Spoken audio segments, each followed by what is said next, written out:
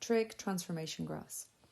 So in this video we're going to follow on from our trig graphs for sine and cos and see what changes are going to be made to these graphs if we're multiplying or adding a number to our sine or cos function.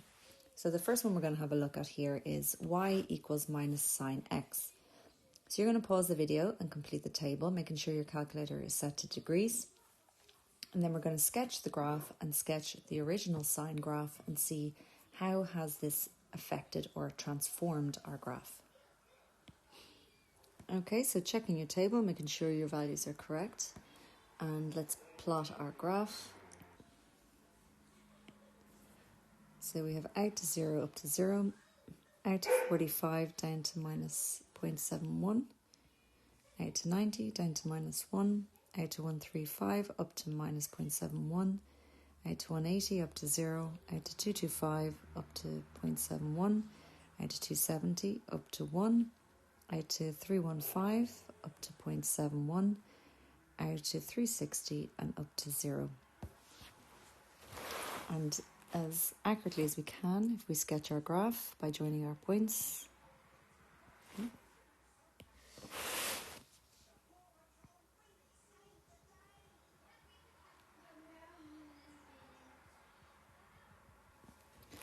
What we can see is that if I compare it to the original graph,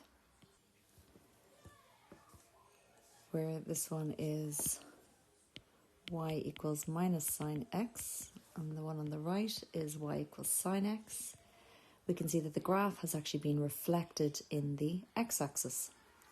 So what has changed? Well, the range is still minus 1, 1. The period is still 360. We've sketched our graph, still between 0 and 360. Nothing has changed with regards to the range, the amplitude, the period, the midway line or the domain. The only difference being is that the graph has been reflected in the x-axis.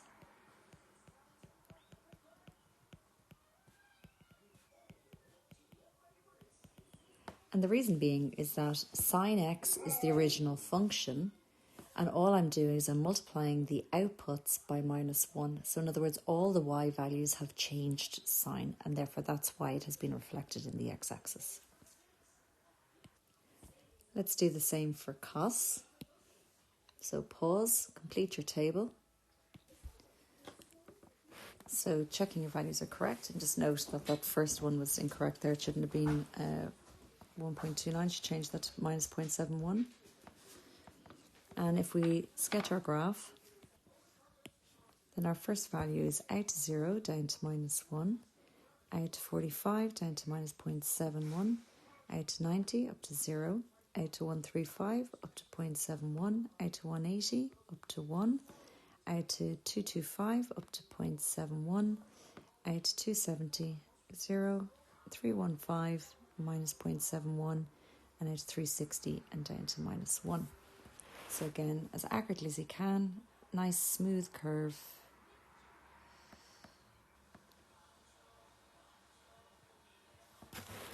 And again, if we compare, this is y equals minus cos of x, and we compare it to the original graph. Well, again, what we can see is that the range hasn't changed. It's still minus 1, 1 for the highest and lowest value. The period is still repeating itself at 360 degrees or 2 pi. The domain is still between 0 and 360. So everything in the graph is the same, but by comparing the two, we can see again that all of the y values have changed their sign. In other words, the graph has been reflected in the x-axis. So by multiplying either sine or cos by a negative value, then the only change it does is it reflects it in the x-axis. If this value is a number greater than 1, well, clearly that's going to affect the amplitude as well. So we say if the number in front of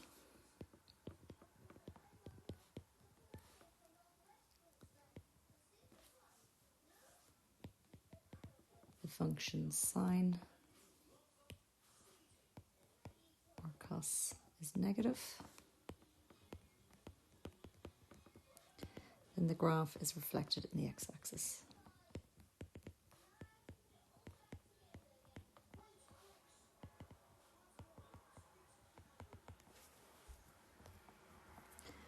So in other words, if y equals minus a sine x, or y equals minus a cos x, then because of this minus here, then we're getting a reflection in the x-axis. Okay, so for the ultimate, this one we're going to add a number to the function. So again, complete your table, sketch the graph, what's the range, what's the period, what's the domain, and what transformation has been made. So checking your table and plotting our points. So this time we're starting at out to 0 and up to 3. And we're going out to 45 and up to 3.71.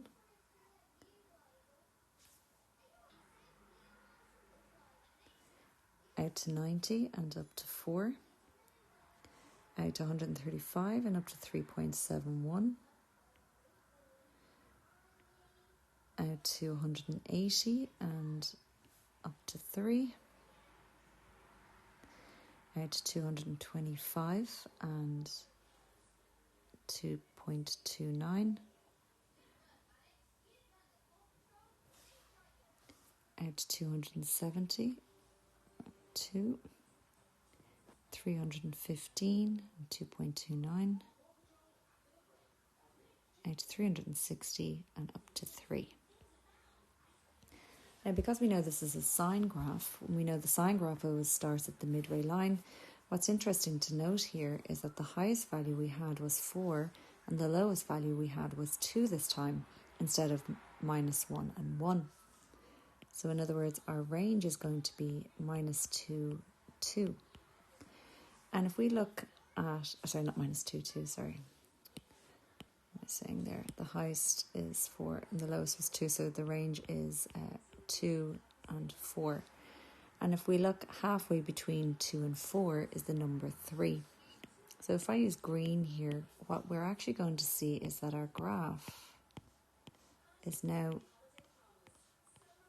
going above and below this midway line.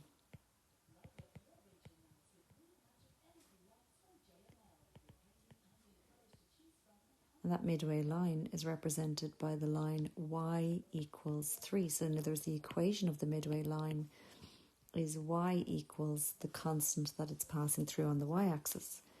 So we can see when I join my points as smoothly as possible is again we're getting the n and the u. But this time, rather than going above and below the x-axis, it's going above and below the midway line, which is y equals 3. Now, if we look at the period of the graph, it is still repeating itself every 360 degrees. And I've still drawn my graph between 0 and 360. So my domain, most of the time, is going to be between 0 and 360. So what we actually see this time, if I was to draw the original graph, where the blue is representing y equals sine x, and the red is representing y equals 3 plus sine x, what we can see is that the only thing that has changed here is the output values. And we can see that the output values have all actually shifted up the y-axis by 3 units.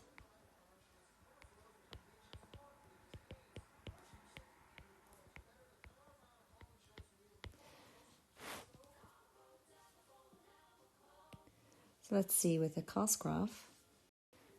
So this time we're looking at minus 2 plus cos x. So again, if we complete our table, making sure our calculator's in degrees. So checking your table and your coordinates, and let's plot this graph. So this time we're starting at out to 0 and down to minus 1. And then we're going out to 45 and down to minus 1.29.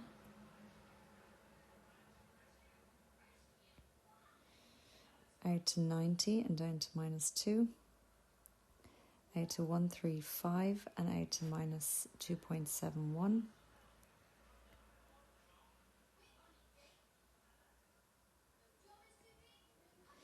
out to 180 and down to minus 3, out to 225 and up to minus 2.71, out to 270 and minus 2, out to 315 minus 1.29, out to 360 and minus 1. So what we'll see here is that the lowest value we are getting here is minus 3. So our range is going down to minus 3, and the highest value we have plotted there is minus 1. So halfway between minus 1 and minus 3 is minus 2. So that is actually going to be our midway line here. So halfway between the highest and lowest point is always the midway line.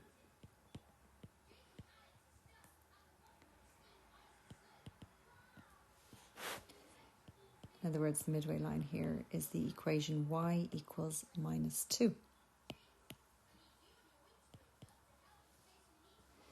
So if I again join my points as smoothly as I can,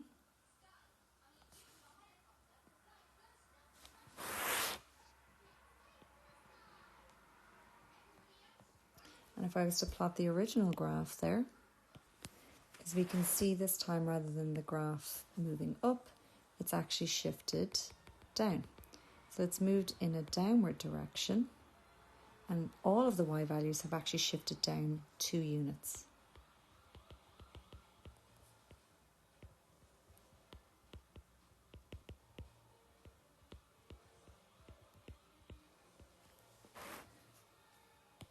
The period is still 360 or 2 pi, and again I still plotted my graph between 0 and 360. So what we can see here is that if we add a number to the function, the graph will shift up or down the y-axis. If we multiply the function by a number, that affects the range and the amplitude. And if we multiply the angle by a number, that affects our period. So let's summarize this. So in general, if we have our function y equals a plus b sine cx, or y equals a plus b cos cx, a, b, and c being numbers that are being added or multiplied by to the function, then a represents the midway line, that horizontal line that the graph is going to be cut in half by.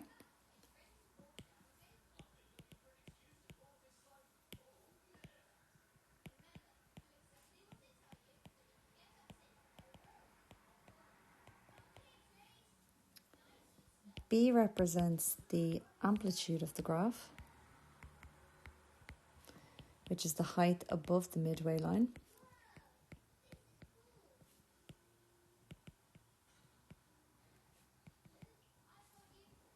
Or below the midway line, to the highest or the lowest point.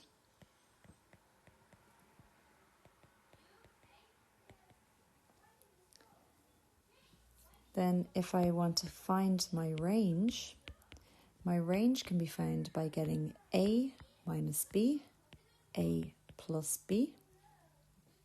So if we go back to our previous example there,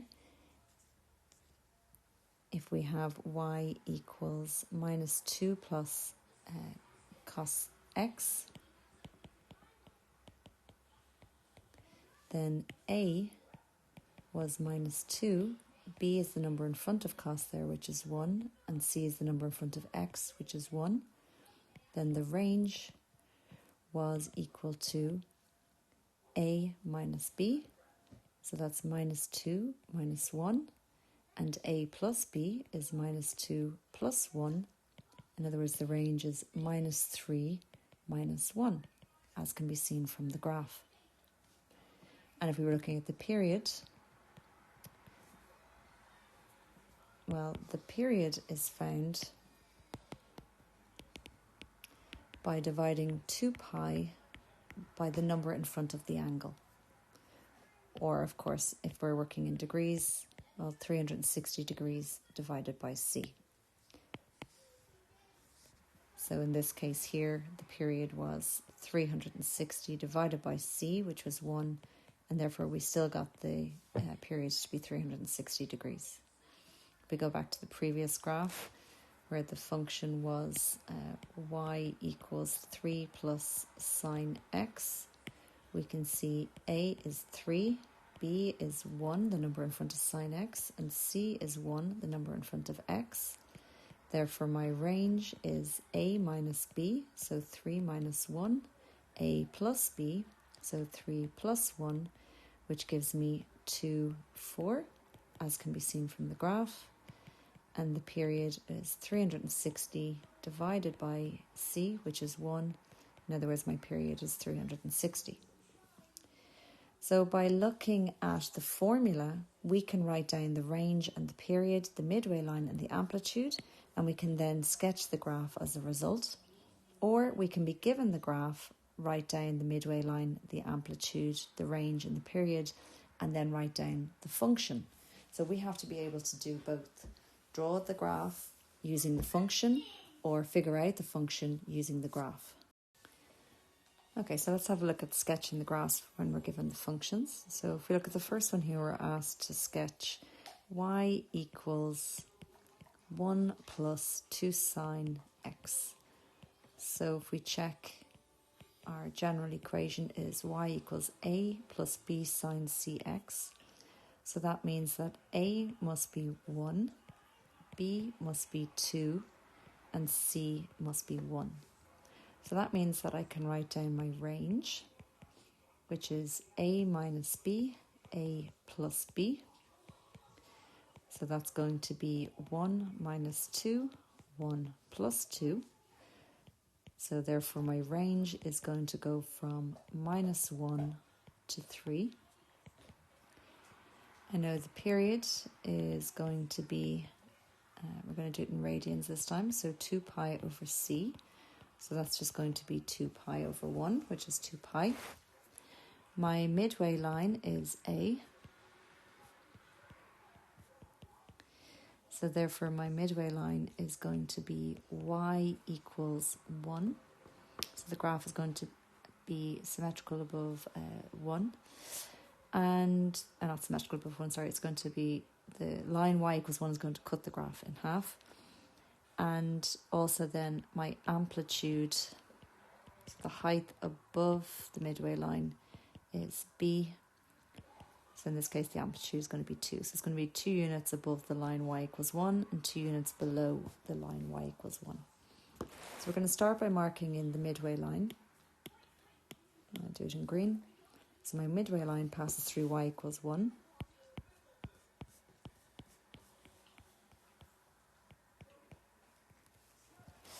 I know the highest point is going to be it's going to be 3, and the lowest point is going to be minus 1. I know it's a sine graph, therefore my sine graph always starts at the midway line. The easiest way to draw these graphs is to break it into your 4 quadrants. So because the period is 2 pi, I'm going to cut that in half, so that would be at pi, and then I'm going to half it again, so that's pi over 2, and then half the upper half, in other words 3/4 way across, which is 3 pi over 2. So therefore I know, because it starts at the midway line and ends at the midway line, the highest point is going to be at the first quarter, which is my range, in other words 3. So at pi over 2, or 90, I should reach the highest point. At the halfway point, I should cut the midway line again. And at the next halfway point, in other words 3/4 way point, I should reach the lowest point, which is minus 1. So really we only ever need these points to sketch our graph. Starting at the midway line for sine, the highest point at the first quarter, crossing the midway line at the second quarter, or the halfway point, lowest point at the 3/4 way, and back to the midway line for the last point. And now all I have to do is sketch my graph. So again, I know because it's a sine graph, it's going to be an n, followed by a u. And then I check, is my range minus 1, 3? It is. Is my period 2 pi? In other words, does it repeat itself at 2 pi? It does. Is the midway line at 1? It is. And my amplitude, in other words, the height above the midway line should be 2 units. And I can see that I'm going from 1 up to 3, so that's 2 units up and 2 units down. Okay, so let's look at the next one. 3 minus cos 2x. So again, if I write down my general equation is a plus b cos cx. So because, I'll just write this down because I can't see it. So we have y equals 3 minus cos 2x. So that means that a is 3, b is minus 1, c is 2. So again, I can say, well, my range is going to be a minus b, a plus b. So a minus b is going to be 3 minus minus 1, 3 minus 1. And that gives me 4, 2. Now that's interesting because we always write it as lowest first, highest second. So just be careful with that one. I'm going to star that and we'll see why in a minute. The period is 2 pi over c. So that's going to be 2 pi over 2. So its period this time is pi. In other words, the graph is going to repeat itself twice between 0 and 360 this time. My midway line is A, which is 3. And the amplitude is B. And the amplitude is B is minus 1. So that's going to tell me two things. The amplitude is 1 unit above the midway line 3 and 1 unit below the midway line 3. But because it's negative, it tells me then that the graph is going to be reflected in the x-axis.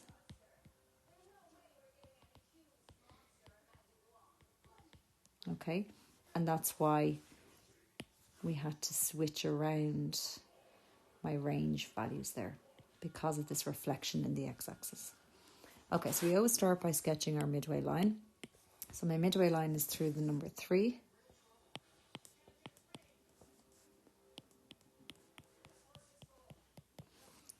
We then mark the period. The period is pi this time.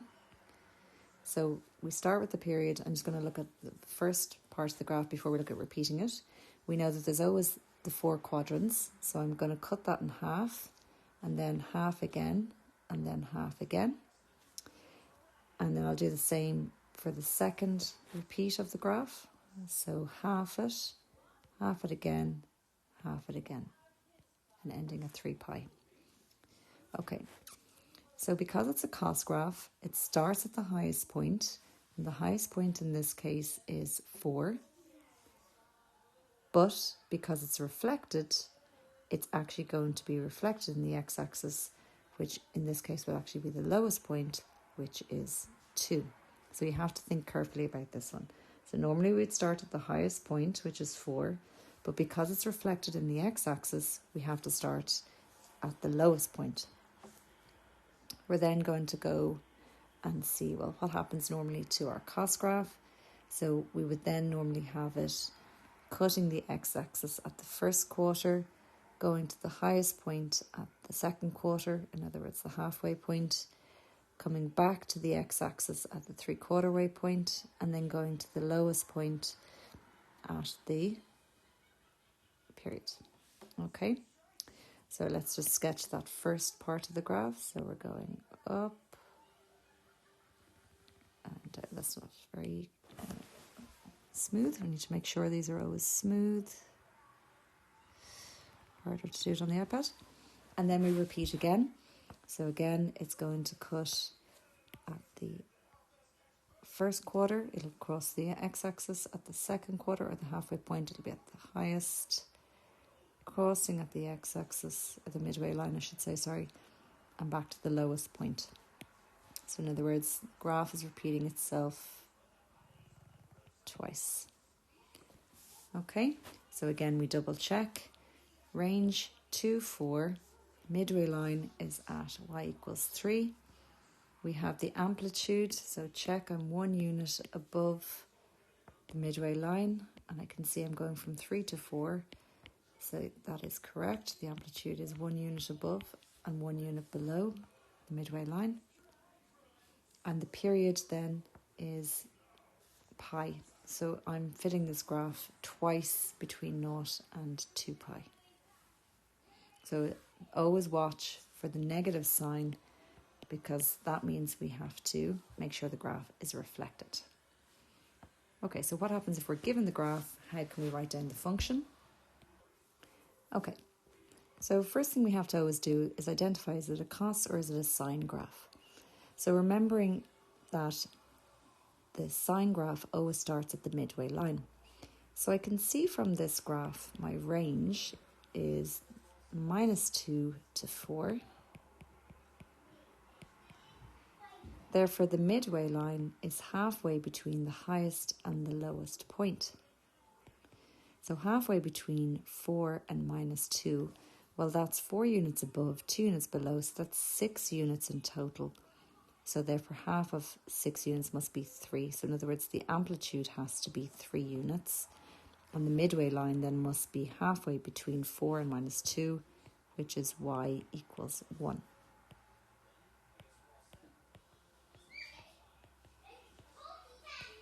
So because we know the amplitude is 3 and the midway line is 1, well, that tells me straight away that A is 1 and B is 3. So the only thing left to figure out is C. So to find C, we need to look at the period. And I can see that the period is how often is the graph repeating itself between 0 and 360. Well, let's mark in this midway line, makes it a little bit easier to see. So 1 is my midway line. And I can see there's the graph repeating itself at pi. So the period is pi. And therefore, the graph is repeating itself twice between 0 and 360.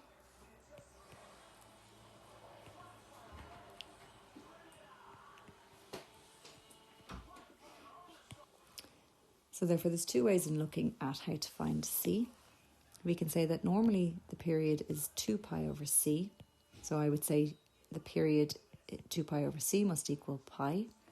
If I cross multiply across by C, I get 2 pi equals C pi. I can divide both sides across by pi, and I get C equals 2. Or the fact that the graph repeats twice tells me that C is equal to 2. So you can always see how many times does the graph repeat itself. That's what C is going to be. Or let the period equal 2 pi over C and isolate C on its own. So now we know that A is 1, B is 3, and C is 2. And we know it's a sine graph because it starts at the midway line. I can therefore say that if A is equal to if y is equal to A plus B sine CX, then y must be equal to 1 plus 3 sine 2x. So that is the function of this graph. So last question.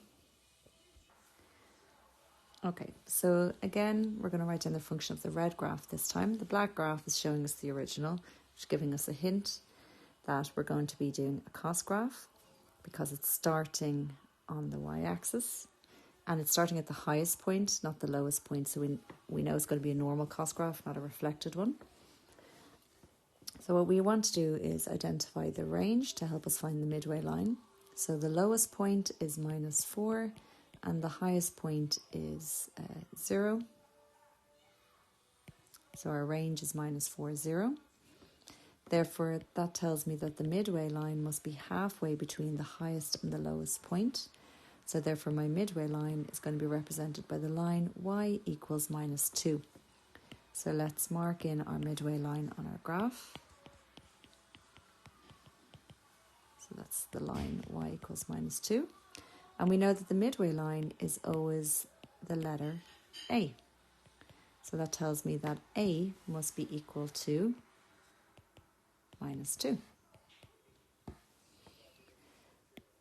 Now we can look at the amplitude. So the amplitude is the height of the graph from the midway line to the highest point. So if I'm looking at the midway line there, it's minus 2. To the highest point is 0. So that means I've gone 2 units from minus 2 to 0. Or I could look at the midway line to the lowest point. So I'm going from minus 2 down to minus 4. So again, I'm going 2 units down. So therefore the amplitude is 2, and therefore B must have a value of 2. So the last thing we look at then is the period. So again, the period is normally written as 2 pi over c. I can see here my graph is repeating itself at this value here, which is hard to read from the graph. So in this particular case, when it's hard to read from the graph, it's always easiest to identify, well, how many times is it repeating itself between 0 and 2 pi, because 2 pi has been identified on the graph. And I can see, therefore, I'm going once, twice, 3 times. So because it repeats itself 3 times, then c has to be equal to 3, in which case the period is going to be 2 pi over c. So 2 pi over 3, in other words, 120 degrees. So now we have A, B, and C. We know it's a cos graph because it's starting at the highest point. Therefore, the general function is A plus B cos Cx. And therefore, our function that represents the red graph is y is equal to minus 2 plus 2 cos 3x. Okay. So a nice thing to look at is GeoGebra, and you can look up transformation trig graphs. So if I give you a link, and then you can play around with these and see how changing each of the letters affects the graph. So the first one is in radians, and the second one is in degrees, and they'll give you 3 letters A, B, C, and D. We don't do the transformation where it slides along the x-axis. We only do the transformation where it shifts up and down the y-axis, is reflected in the x-axis, changing the amplitude or changing the period. So don't worry about the one where you're adding a number to the angle. We don't do that. We only multiply the angle by a number, multiply cos or sine by a number, or add or subtract a number to cos or sine.